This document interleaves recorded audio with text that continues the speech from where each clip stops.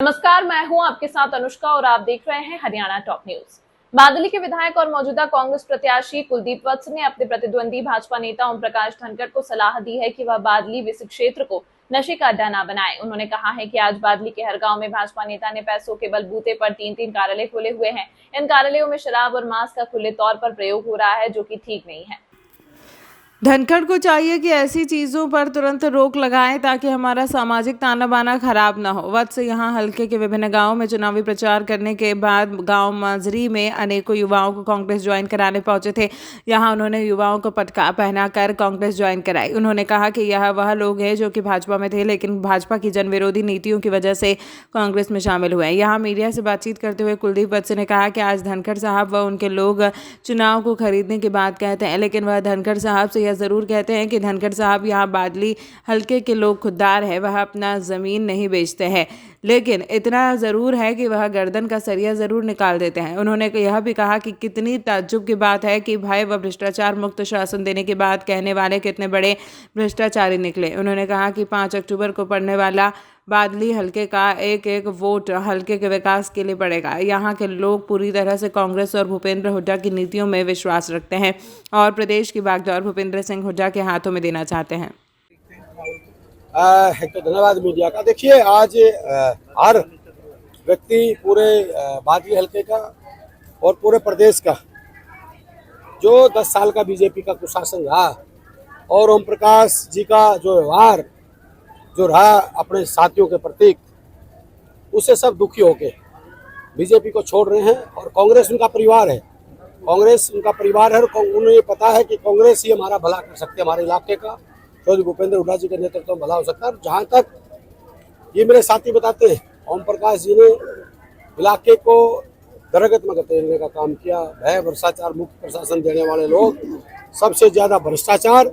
और आज मीडिया के सामने एक बात करूं, मुझे बड़ा दुख है इस बात का, इतना बुरा हाल बादली हल्के में कर रखा है। जगह जगह ऑफिस, गांव के ऑफिस खोल के दारू चल रही है, मांस मिट्टी चल रहे हैं, सारे जो वैसे काम करते हैं। तो ये पूछो कि जब आप युवाओं को नशे की तरफ धकेल रहे हो, गलत रास्ते पे लेके जा रहे हो, तो क्या आप इस बादली हल्के का भला कर सकते हो? आज मैं देख रहा था काली गाड़ियों के काफिले में, मैं नाम तो नहीं लेता, काली गाड़ियों के काफिले में नाम भी लूंगा मैं, समय आने दो। तो ये बादली को बदमाशियों का अड्डा ना बनाए, बादली को नशे का अड्डा ना बनाए बादली हल्के को। और मुझे पता है कि ओम प्रकाश जी के पास पैसा बहुत है।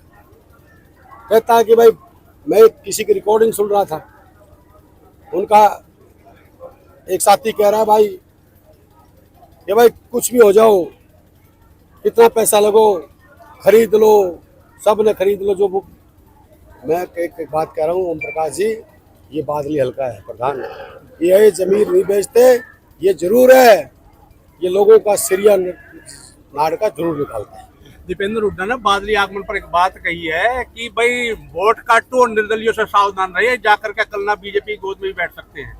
देखिए, दीपेंद्र जी बात बिल्कुल ठीक कह रहे हैं। जो हुड्डा साहब के हितैषी हैं वो आदमी ऐसा काम नहीं कर सकते।